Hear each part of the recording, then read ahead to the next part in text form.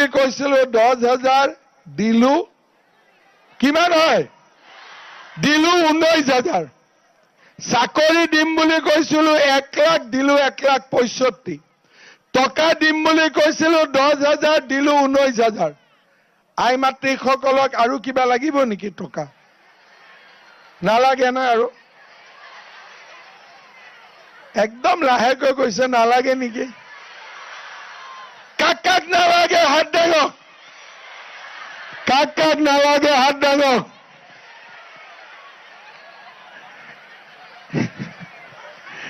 এতিয়া কাক লাগিব হাত দাঙক এতিয়াহে ভাল লাগিছে হয় নহয় এইবাৰ কিমান দিম ডাইৰেক্টলি আপোনালোকক এইবাৰ 25,000 টকা আপোনালোকক দিম ভাল হ'বনে বেয়া হ'ব ভাল হ'বনে বেয়া হ'ব কংগ্ৰেছৰ কাম কি লুঙি ধুতি খুটা কম্বল আঠুৱা কেইদিনমান আগতে কংগ্ৰেছৰ এজন নেতা নামটো কৈয়ে দিছো ৰকিবুল হুছেইনে মোক প্লেনত লগ পালে কলে হিমন্ত আমিতো 5টা বস্তু নিদিও নতুন আৰু 2টা দিম মই বোলো ইবা কি 2টা আৰু নতুন দিয়ে খুটা কম্বল ধুতি লুঙ্গি আঠুৱা এটোতো জানো আৰু 2 নম্বৰ কি দিব বোলে কব পাৰিবানে কি দিবা বোলে নাই তো সিক্ৰেট তোমাক এতিয়া নকওঁ মই বোলো আৰে ইমান দিন একেলগে আছিলো কৈ দিয়া কিনো হ'ব বোলে এইবাৰ আমি 2টা আৰু ডাঙৰ বস্তু দিম সেই 2টা হল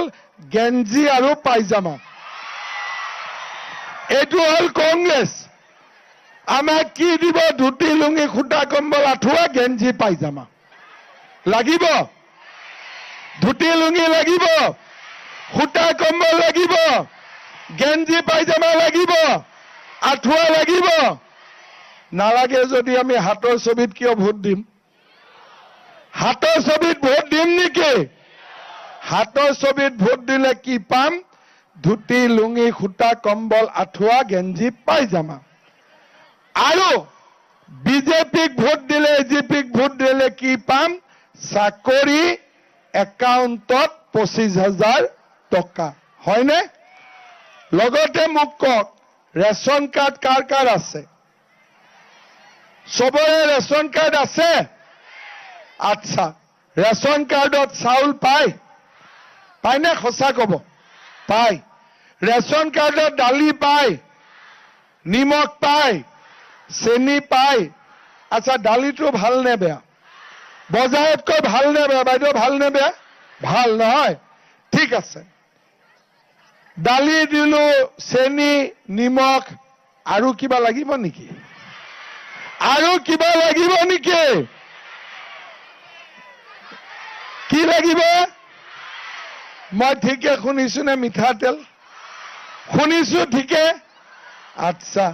আধা লিটাৰ মিঠাতেল দিলে হ'ব আধা লিটাৰ দিলে নহব কিমান লাগিব পুৰা 1 লিটাৰ সমস্যা কৰি দিলে মই হিচাপ কৰিছিলো আধা লিটাৰ সঁচা 1 লিটাৰ লাগিব ঠিক আছে যক তিয়কৰ ডিমাণ্ডত 1 লিটাৰ হ'ব 1 লিটাৰ মিঠাতেল এতিয়া মোক আপোনালোকে কওক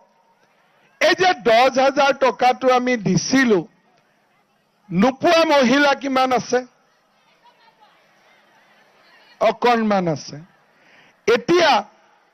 ইলেকশ্যনৰ পিছত পুৰণা যোনে 10,000 পাইছে তেওঁলোকক 25,000 দিম যোনে আগতে পোৱা নাই তেওঁলোকক 10 আৰু 25 মিলাই 35,000 তেওঁলোকক দিম সন্তুষ্ট ভাল হ'ব এতিয়া আৰু এটা কথা মই ক'ব খোজো অৰুণোদয় কোনে কোনে পোৱা নাই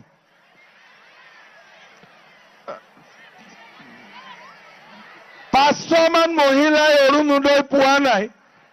ঘৰতো হয়তো বহুত মহিলা আছে মিটিঙত অহা নাই আৰু 2-3 হাজাৰ মহিলাই হয়তো অৰুণোদয় পোৱা নাই মই আপোনালোকক কি কৰিম তিয়ক সমষ্টিৰ কাৰণে মই নতুনকৈ 10,000 অৰুণোদয় দি দিম কিমান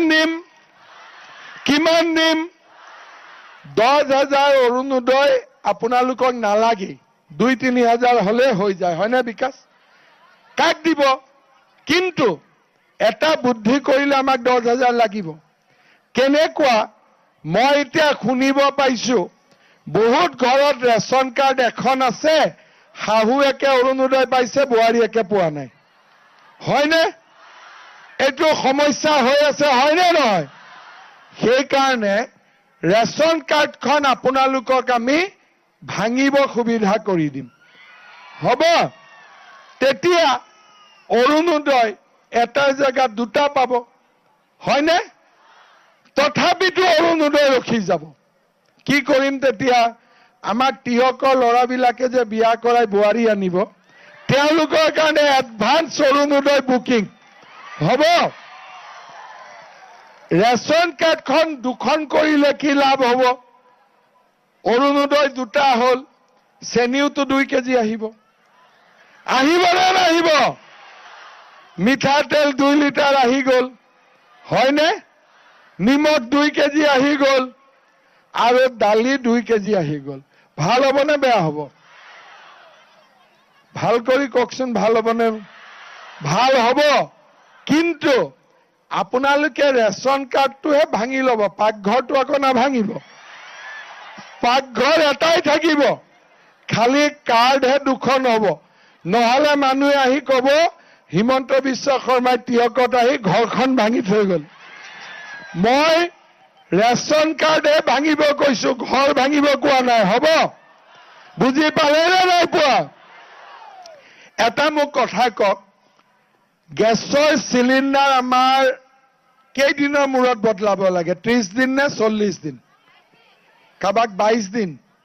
বাইদেউক 25 দিন আচ্ছা 30 দিন কাৰ চলে চিলিণ্ডাৰ 40 দিনো চলা মানুহ আছে নেকি আছে আৰু 25 দিনো নোযোৱা মানুহ আছে নেকি আছে এতিয়া আপোনালোকে চাব বহাগ বিহুৰ সময়ত এনে যদি চিলিণ্ডাৰ 30 দিন চলে বিহুৰ মাহটোত 22 দিন চলিব ঘৰত মানুহ বহুত আহে চাহ বনাব লাগে লাড়ু বনাব লাগে পিঠা বনাব লাগে হয় নে নহয় আৰু পূজাৰ মাহটোতো চিলিণ্ডাৰ বেছিকৈ লাগে কাৰণ ঘৰত মানুহ আহে সেই কাৰণে এইবাৰ আমি কি ঠিক কৰিছো যে এপ্ৰিলত আৰু অক্টোবৰত গেছৰ চিলিণ্ডাৰ দুটা ৰাইজক আমি বিনা পইচাত দিম ভাল হ'বনে বেয়া হ'ব ভাল হ'ব এপ্ৰিল মাহৰ চিলিণ্ডাৰ পইচা দিব নালাগে আৰু অক্টোবৰ মাহৰ চিলিণ্ডাৰ পইচা দিব নালাগে ভাল হ'ব পুৰা ভাল হ'ব ধুতি লুঙি ভাল নে গেছৰ চিলিণ্ডাৰ ভাল ধুতি লুঙি ভাল নে গেছৰ চিলিণ্ডাৰ ভাল পল্লৱীক ভোট দিলে লাভ হ'ব নে বিকাশক দিলে লাভ হ'ব কাক দিলে লাভ হ'ব একদম কংগ্ৰেছক ভোট দিলে ধুতি লুঙি দেশলৈকে আমাক লৈ যাব আৰু বিজেপিক ভোট দিলে এজিপিক ভোট দিলে অৰুণোদয় 1250 টকাৰ পৰা 1500 2000 বাঢ়ি গৈ থাকিব ভাল হ'ব নহয়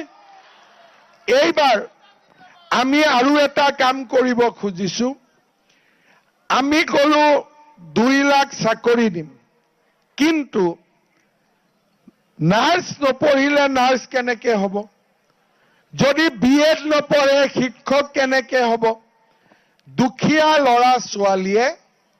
পইচাৰ অভাৱত নাৰ্ছো পঢ়িব নোৱাৰে বিএডো পঢ়িব নোৱাৰে আমি নিযুত মইনা নিযুত বাবু দিছো কিন্তু ইমানতো খৰচ নোলায় সেই কাৰণে এইবাৰ চৰকাৰে এটা সিদ্ধান্ত লৈছে যে ল'ৰা ছোৱালীৰ পঢ়াৰ খৰচ দেউতাক মাকে দিব নালাগে পুৰা খৰচ মামাই দিব পুৰা খৰচ মামাই দিব আৰু আপোনালোকে ল'ৰা ছোৱালীৰ শিক্ষাৰ দায়িত্ব মামাৰ ওপৰত এৰি দিব পাৰে আপোনালোকে কোনো চিন্তা কৰিব নালাগে ভাল হ'ব নে বেয়া হ'ব ভাল হ'ব এটা কথা আপোনালোকে ইতিমধ্যে গম পাইছে যে এইবাৰ অসমত বিজেপি চৰকাৰ হ'বই হয়নে নহয় আৰু এইবাৰ আমি 90টাৰ পৰা 100খন সিট পাই আমি জিকিম তাত কোনো সন্দেহ নাই ৰাইজৰ আশীৰ্বাদ আমাৰ লগত আছে বহুত আমাৰ ল'ৰা ছোৱালী আছে চাকৰি নকৰে বা নাপায় ব্যৱসায় বাণিজ্য কৰে যোৱাবাৰ আমি এটা আঁচনি আনিছিলো আঁচনিটোৰ নাম আছিলে CM AAA তাৰ মানে এজন ল'ৰা ছোৱালীয়ে ব্যৱসায়